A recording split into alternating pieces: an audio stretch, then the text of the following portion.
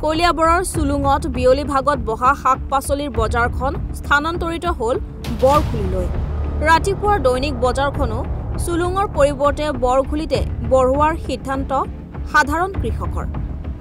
চুলুঙৰ মূল পথছোৱা বন্ধ হৈ পৰা, স্থানীয় ৰাইজৰ নিজ গৃহলৈ অহা যোৱা কৰাৰ অসুবিধা আদি বিভিন্ন কাৰণত দুদিন পূৰ্বে বন্ধ কৰি দিয়া হৈছে চুলুঙৰ আবেলি দৈনিক পাইকাৰী বজাৰখন। স্থানীয় ৰাইজ আৰু ব্যৱসায়ী সন্থাৰ আলোচনাৰ ভিত্তিত বন্ধ কৰি দিয়া হৈছে বজাৰখন। বজাৰখন বন্ধ কৰি দিয়াৰ ফলত অসুবিধাৰ সৃষ্টি হৈছে ক্ৰেতা আৰু বিক্ৰেতাৰ মাজত। এই অসুবিধা দূৰ কৰিবৰ বাবে স্থানীয় ৰাইজ আৰু বেপাৰীসকলৰ মাজত হোৱা আলোচনাৰ ভিত্তিত বজাৰখন বৰঘুলিত বহাৰ সিদ্ধান্ত গ্ৰহণ কৰা হয়। অৱশ্যে ৰাতিপুৱাৰ ভাগত বহা চুলুং বজাৰখন প্ৰথম পৰ্যায়ত একো সিদ্ধান্ত গ্ৰহণ কৰা হোৱা নাছিল যদিও সাধাৰণ কৃষক ৰাইজৰ দাবীত পুৱাৰ দৈনিক পাইকাৰী বজাৰখন চুলুঙৰ পৰিৱৰ্তে একেটা পঞ্চায়তৰ অন্তৰ্গত বৰঘুলিতে বঢ়োৱাৰ সিদ্ধান্ত গ্ৰহণ কৰিছে ৰাইজে। পিছে আমাৰ ইয়াত যিখিনি আছে সবেই আমাৰ কৃষক খেতিয়ক, চব্জি খেতি কৰে সবেই। ইয়াত যদি খেতিয়কৰ কিবা মতামত লয় মানে বহুত ভাল আছিল।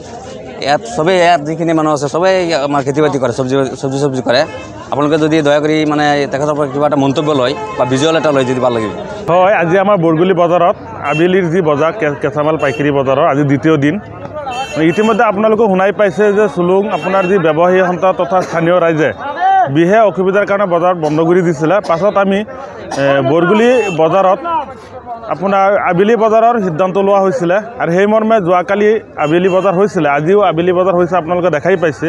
কিন্তু এতিয়া খেতিয়কসকলে সিদ্ধান্ত লৈছে যে আমি বহুত মাল লৈ পেলাই বৰঘুলি বজাৰত অহাৰ পাছত হয়তো সম্পূৰ্ণ মাল বিক্ৰী নহয়, পাছত পুনৰাই মৰ্ণিঙত উঠি পেলাই আকৌ সেইখিনি মাল লৈ পেলাই চুলুং যাব লাগে। আমাৰ টকা পইচা বহুত খৰচ হয়, যাৰ কাৰণে নেকি আমি সিদ্ধান্ত লৈছোঁ আমি ইয়াতে বহিম, ইয়াতে বেপাৰী আহিব। এতিয়া মানে আলোচনা বিলোচনাৰ মাধ্যমত ৰাতিপুৱাৰ যি বজাৰখন আজিৰ পৰা মৰ্ণিঙত ইয়াতে হ'ব, ইয়াতে বেপাৰী আহিব, ইয়াতে মানুহে মাল লৈ আহিব। আৰু সেয়েহে আপোনালোকৰ চেনেলৰ জৰিয়তে মই সমূহ খেতিয়ক তথা বেপাৰীসকলক অনুৰোধ কৰিছোঁ দুই এটা টাইমত যাতে আপোনালোকে ইয়াত আহি পেলাই মানে মাল কিনা বেচা কৰে, তাৰ কাৰণে অনুৰোধ জনাইছোঁ। আমাৰ এই বৰঘুলি বজাৰত চব্জি বজাৰ ৰাতিপুৱা আৰু সন্ধিয়া বজাৰ ইয়াত বৰঘুলি চলি আছে আৰু ভৱিষ্যতে চলি থাকিব। আমাৰ কৃষকসকলে আমাৰ এই বৰঘুলি বজাৰত মাল উঠাই আছে আৰু ভৱিষ্যতে উঠাব। আপোনালোকে ৰাইজে বেপাৰীসকল আৰু কৃষকসকলে আমাৰ ইয়াত বৰঘুলি বজাৰত আহিব আৰু আমাৰ বৰঘুলি বজাৰ লাগে আমাৰ।